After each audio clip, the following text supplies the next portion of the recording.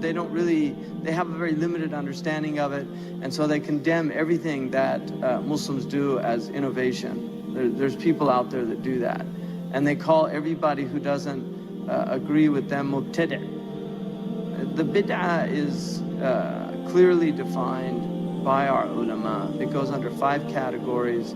There's bid'ah wajiba, there's bid'ah manduba, there's bid'ah mubaha, there's bid'ah makruha, and there's bid'ah muharrama.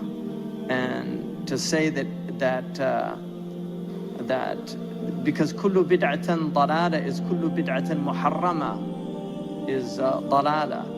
And the Prophet ﷺ, his language is, you have to read what the ulama say about the language, because you'll go astray if you try to take hadith, your rulings directly from hadith or Quran without the means of the scholars. Many examples of that, because the language of the Quran and the language of the hadith is elliptical, which means that there's a lot of hadth in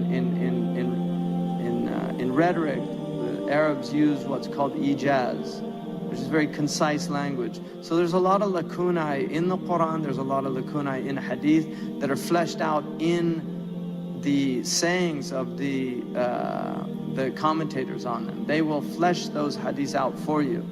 And so the Prophet ﷺ, when he said kullu bid'atan dalala, there's a difference between a bid'ah shar'iyya, a bid'ah lughawiyya, a bid'ah urfiyya. There are different types of bid'ah, and this is why Omar, when he gathered everybody under one imam, because during the Ramadan they were praying, several different groups were praying in the masjid, and he gathered them all under one imam, and he said, what a good bid'ah this is, right?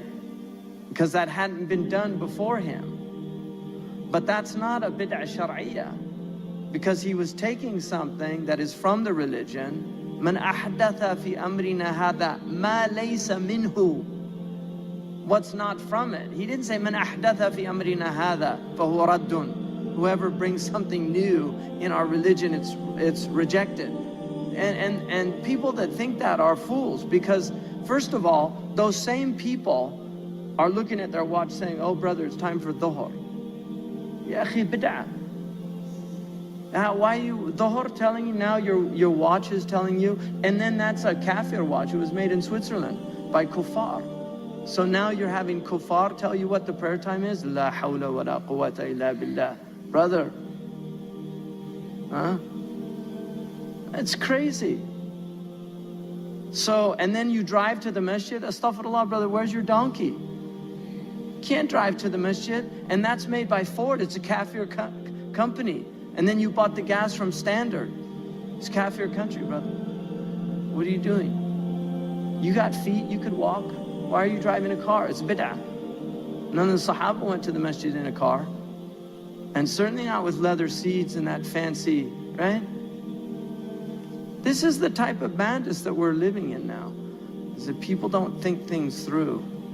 So the bid'ah is clear, but you have to watch out for bid'ah because it's real.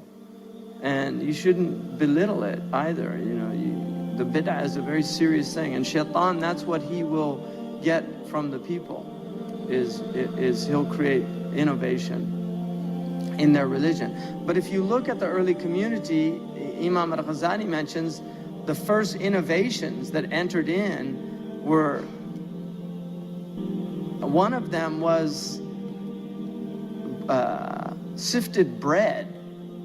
So the bread was actually didn't have any bran in it. That was considered a bid'ah, to eat bread without bran. Dr. Aisha said, the whiter the bread, the sooner you're dead. Right? That's medical advice. So eating, and Sayyidina Umar said, "La tarmun nakhala fa innaha min at-ta'am." Don't throw the bran out because it's part of the food. And you need at least 30 grams of fiber a day. Is that right? Yeah. 30 grams. You've got people now that aren't, they're not well. People, you know, they're not healthy because they don't eat healthy food. And so then they get colon cancer. You don't have colon cancer in places where they have high fiber diets. It doesn't happen. People don't get sick from that. So that was a bid'ah, right? To eat white bread and then to pray on prayer mats. These were considered innovations. To eat on a table, these were considered innovations by the early community. So it's just very important to recognize that that's a bid'ah makruha, it's not bid'ah muharrama.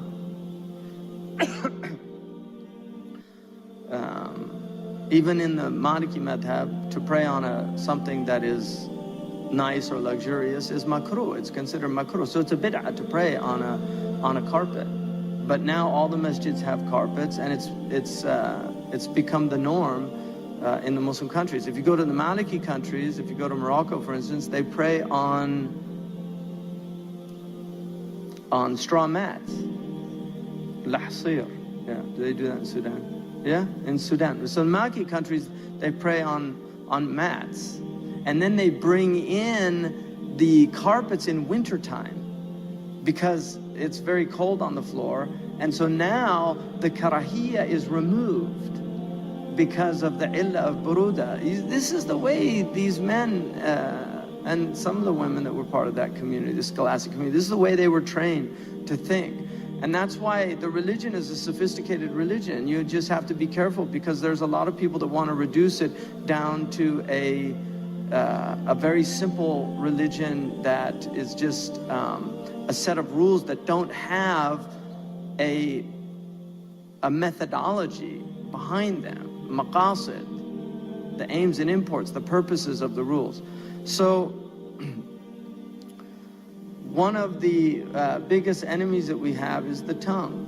And these rules that you've gone over, a lot of people don't know these rules, they don't have access, so we're blessed to have been able to, first of all, be exposed to this, but now it becomes a hujjah against us, and this is where the problem arises. In some ways, it's better to be ignorant of things, right? Like the Eskimo, when the Christians went up.